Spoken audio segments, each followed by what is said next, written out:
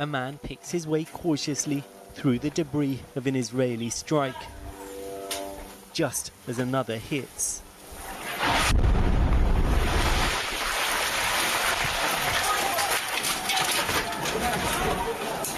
Even as hopes of a ceasefire grow in Gaza, Ya Allah! the bombs and the suffering continue. A series of airstrikes this afternoon in Gaza City, killing and injuring several Palestinians. Every day here, hospitals are overwhelmed. Patients treated on the floor. We were just sitting around, says this man. Then all of a sudden, 40 meters in front of us, we saw the buildings collapse. In southern Gaza, relatives gather to mourn yet more victims. Some killed by airstrikes, others shot whilst trying desperately to collect food for their starving families. He went to get aid so he can get a bag of flour for us to eat. He got a bullet in his neck. The ceasefire will come and I've lost my brother. There should have been a ceasefire long before I lost him. Everyone in Gaza, hungry, traumatized, is desperate for an end to the violence. Hamas is yet to officially respond to a renewed proposal for a ceasefire.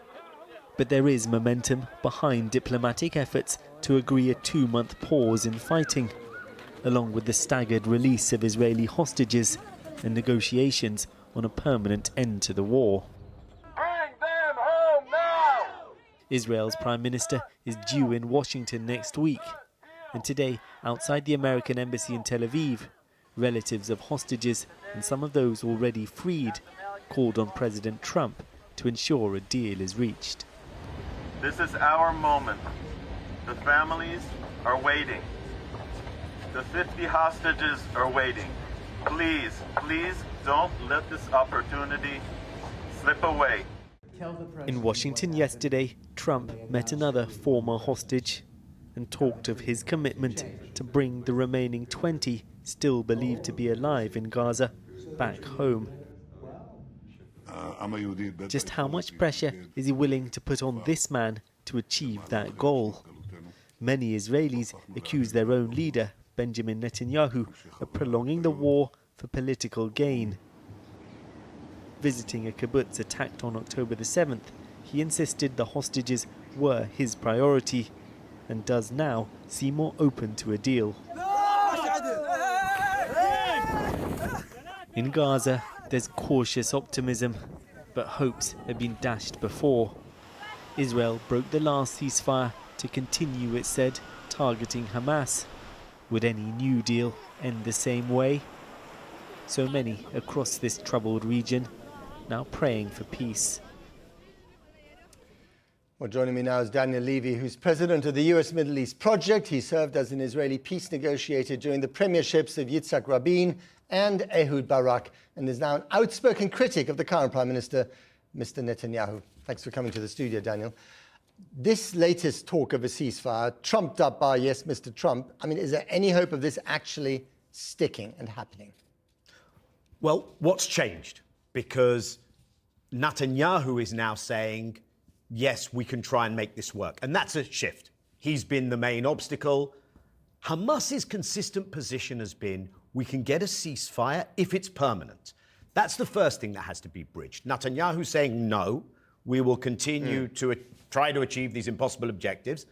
Trump will have to try and bridge that gap. There's not going to be any ironclad guarantee. The other thing that's happened is Netanyahu's internal dynamics have shifted a little. He's looked at the post-Iran war environment and said, do I have early election options? Do I have other coalition options? Do I get a bounce if I now do this as well? Right. And I think more importantly, he says, what's my next move with Trump? Because an unprecedented thing really is going to happen in a couple of days' time.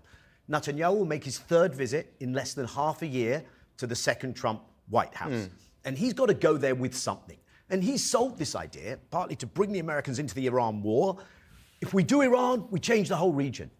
To even give that a smidgen of credibility, and I don't think it's going to happen, he has to show some ankle. He has to suggest that he's ready to do something on Gaza. But why should anyone trust him? Because there was a ceasefire deal. It was agreed by, through Steve Witkoff, by the Trump administration as it came in, by the outgoing Biden administration, by Hamas, by the Israelis, and then Israel broke it. So exactly, there can't be trust. And Netanyahu is openly saying, we will continue with this. His ministers are saying we will continue with the ethnic cleansing.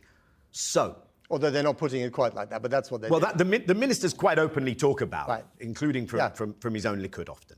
So what one has to be suspicious of here is that Netanyahu's main play is blame game. Easy to get the Americans to blame the other side. His second option is a temporary ceasefire. He is rejecting the possibility of something permanent. Really hard are two questions. First of all, Israel has now removed Palestinians from 75% of Gaza, kettled them into these tiny areas, continues to bomb those areas. Israel will have to withdraw. The extent of that withdrawal is the question. And this question, if I may, of aid delivery. Sure. This is crucial.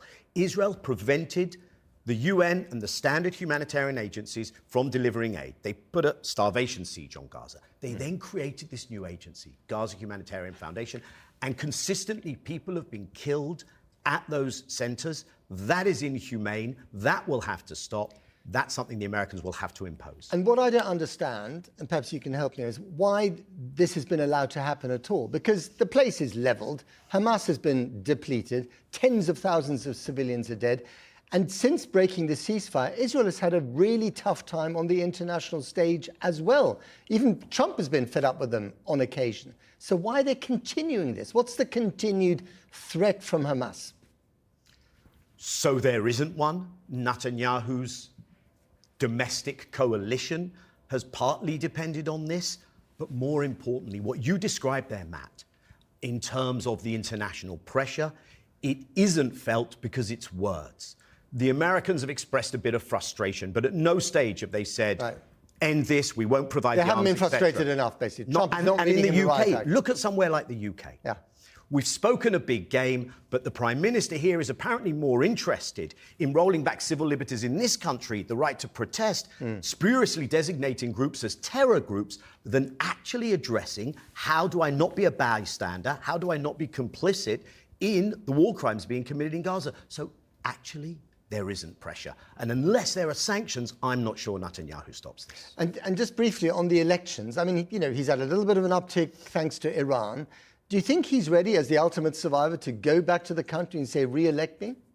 Netanyahu always wants to keep his options open. He hasn't had enough of a bounce yet to take that risk. He knows he's a good campaigner. He knows he could catch the other side on the wrong foot. There's another factor to consider here, Matt. Ever since Netanyahu's cross-examination in the courts began in early June, he has not been happy at this situation. It's not going well. There are criminal charges against him.